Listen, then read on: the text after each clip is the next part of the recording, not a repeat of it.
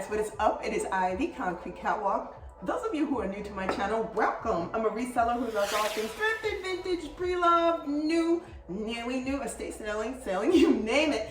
I love it. To my catwalkers, welcome back to a new video this Sunday.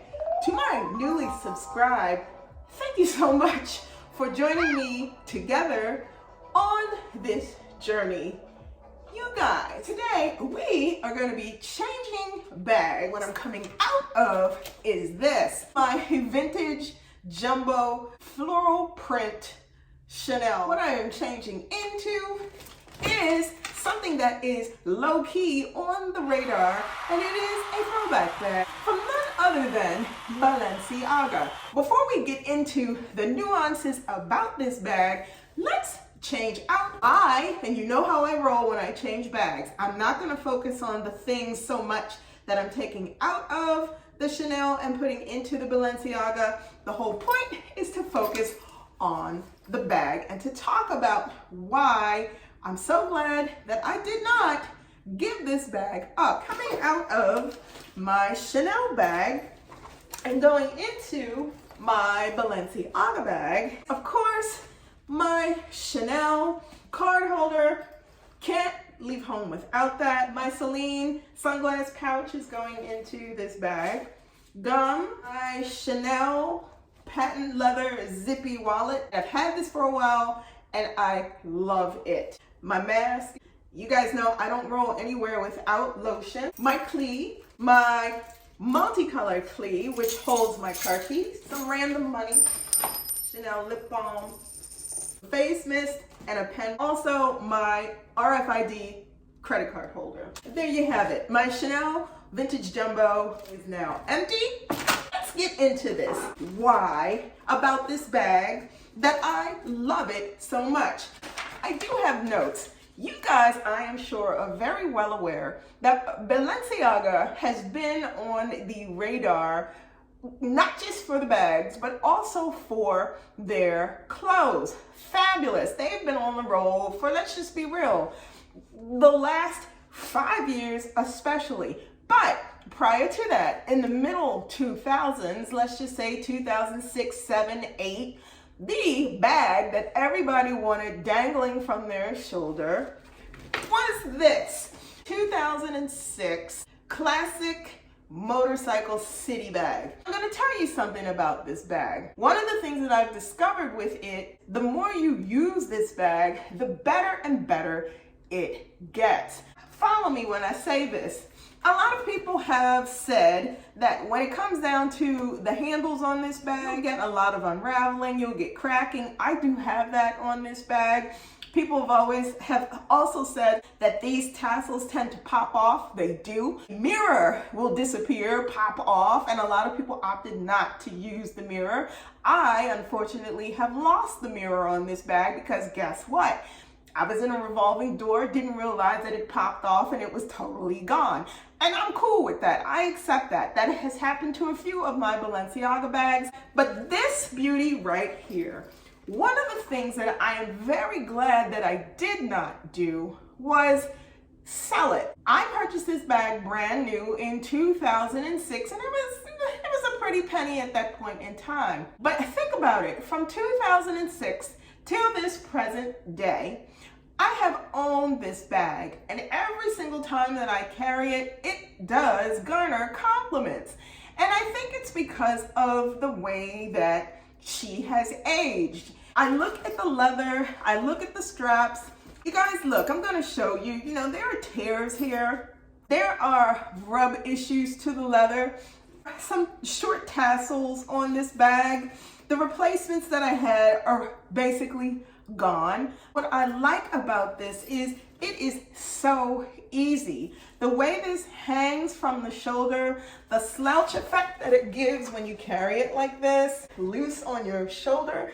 I can't get enough of the way that this looks. This bag, in terms of the nostalgia that has come roaring back with the pre-loved market and these bags, what I am noticing is that people are going for either this city bag or they're going for the first the Balenciaga first edition of the Moto Bag, which is a little smaller than the City Bag. I will tell you something about these Balenciaga bags. They are well worth the bang for the buck. I'll say to you, if you can find this bag on the pre-loved market at a reasonable price, I would encourage that you go and you look for this. Of all the styles that I have owned in Balenciaga, from totes to giant hardware works, this size, this city bag size, is hands down the most practical sized bag, specifically with the Balenciaga, that I have ever owned. When you carry it, it just adjusts to the body, regardless of if you do it high up on a crossbody, because I have carried this crossbody, even with the short strap that it has, it gives for a really cool look. When it is hanging from the shoulder, gives a very cool vibe. Simply simple in terms of being able to use it in a variety of different ways. Looking at all the bags that are on the pre-loved market, if I were to go and purchase a bag like this again, I would specifically shoot for 2006. I am a big fan of the first edition of whatever throwback bag that it is, from the Fendi baguettes to the Balenciagas to the Chanels. I can appreciate the La Cajoles and the Neo mini classics and the city classics, reintroductions that Balenciaga has done. And I will post pictures here and here so that you can see what it is that I'm referencing to. However, it is just something about first edition bags, and in particular with the city bag, I feel that I will never be able to get this again. It has taken years for this bag to break itself into the form. Have I traveled with this bag? Yes, I have. Have I dragged this bag all over the place? Do I worry about how I treat the bag if it's on my arm or happen to brush up against something? No, I don't. The leather on this is super soft, and it has just adjusted and weathered well with age. I just can't say enough about the ownership with this. If you are searching the pre-loved market for Balenciaga bag, do your homework. A lot of the times these bags are not going to be coming complete in terms of searching now. The bags that are from this era are missing a lot. Missing some grommets, sometimes they're missing the pulls, meaning the hang tassels, sometimes they're missing mirrors.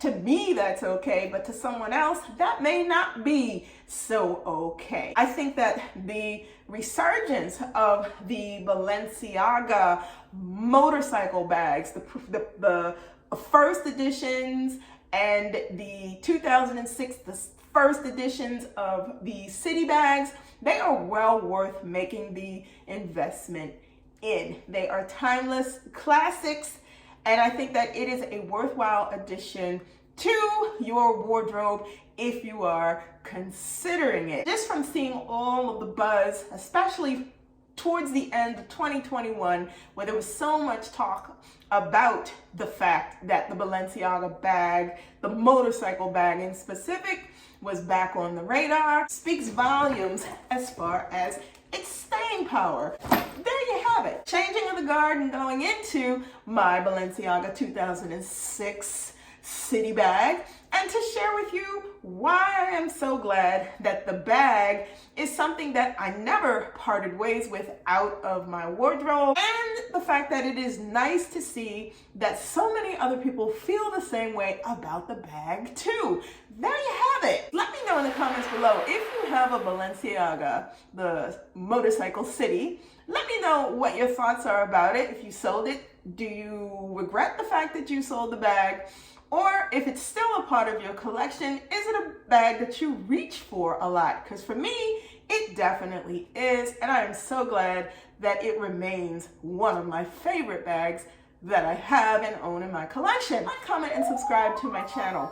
If you do not want to miss out on anything that I post, and you guys know I post videos every Sunday, tap the bell and you'll receive notifications each time I post a new video. Links to my socials will be down below in the description box.